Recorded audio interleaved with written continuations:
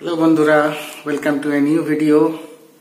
আজকে Christmas eve, তো ইচ্ছা হলো ক্রিসমাস ইভে সন্ধ্যেটা একটু স্পেশাল ভাবে কাটাবার। বাইরে তো ঠান্ডা, কোথাও যাওয়ার নেই, আর ইভ বলে এখানে সমস্ত কিছু বন্ধ হয়ে গেছে তাড়াতাড়ি।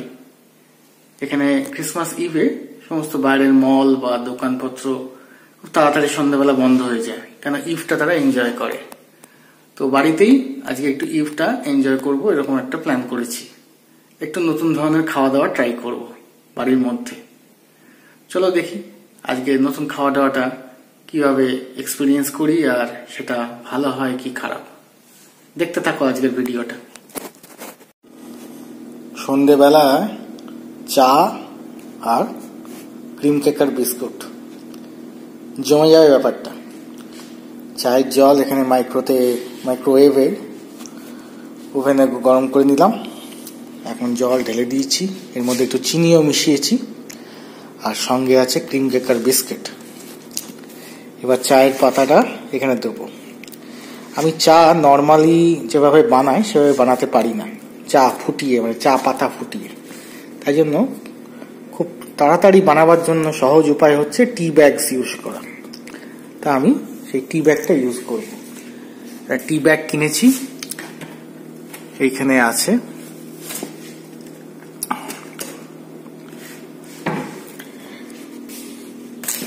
এই হচ্ছে আমার টি ব্যাগস, মোটামুটি 72 পিসেস আছে, অনেকদিন চলে যাবে আমার জন্য। এখানকার টি ব্যাগসগুলোর অদ্ভুত ব্যাপার দেখলাম। আমাদের ইন্ডিয়াতে টি ব্যাগসগুলো যেমন একটা সঙ্গে ছোট্ট একটা সুতো দেওয়া থাকে, যেটা ধরে আপনি ডিপ করতে পারেন ট্রেনে যখন যান, বা বাড়িতেও যদি টি ব্যাগসে খান আপনারা, নিশ্চয়ই আপনাদের খেয়াল আছে ব্যাপারটা। এখানে অদ্ভুতভাবে সেই সুতোটা নেই, দেখুন কোনো সুতো নেই। এরা যেটা করে, এটাকে পুরোটাই জলের মধ্যে ডুবিয়ে দিয়ে জলটাকে বয়েল করে। তা আমার টেকনিকটা যেহেতু সেই ইন্ডিয়ান টেকনিক, আমি আপাতত এটাকে হাতে ধরেই ডিপ করছি। একটু সময় লাগবে, কিন্তু আস্তে আস্তে এই চা থেকে এক্সট্রাক্টসটা জলের মধ্যে মিশে গিয়ে একটা সুন্দর লিকার চা হয়ে যাবে।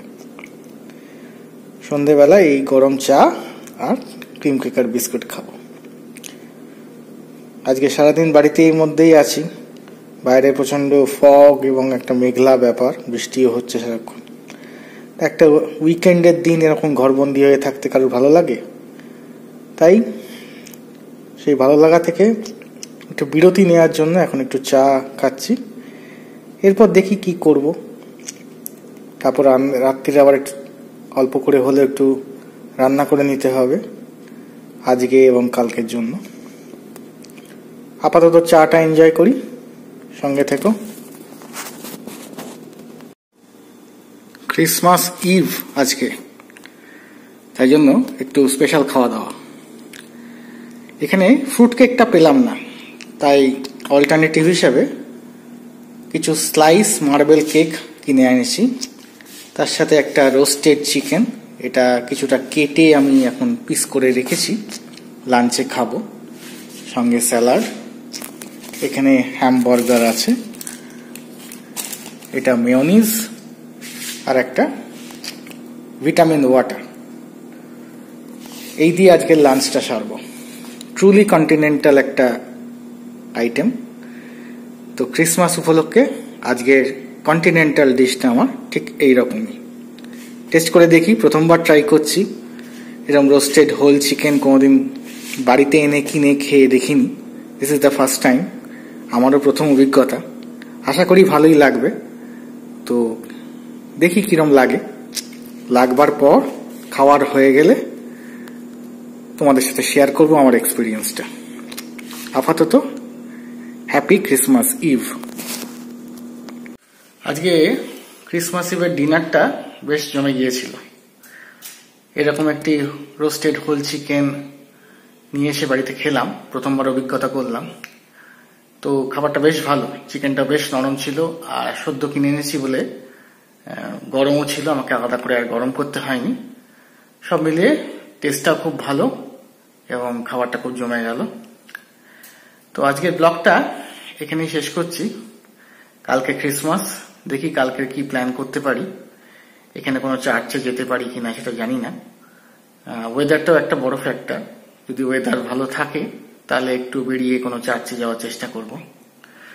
তোমাদের সবাইকে ক্রিসমাসের আগাম শুভেচ্ছা।